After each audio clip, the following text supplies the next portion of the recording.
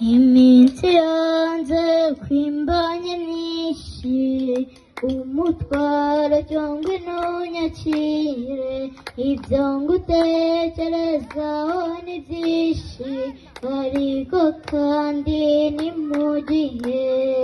muhoza wanjye ndutiye benshi mwiza we uri umuziranenge uwo mu mata bateze neza mbega sengera urakoma hanagura iyo marira we nzaguhoza tubonanye simbi ryanjye ubane n'Imana uzira ubuhongano muhoza wanjye ndutiye benshi mwiza we uri umuziranenge uwo mu mata bateze neza mbega shengera urakoma wibaza byinshi ku mwana ukunda ugasanga ari kure cyane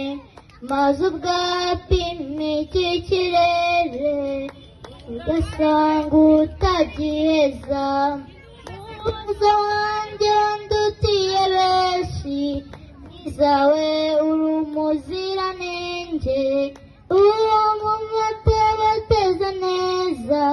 mbega shengera urakoma mbega shengera urakoma mbega shengera urakoma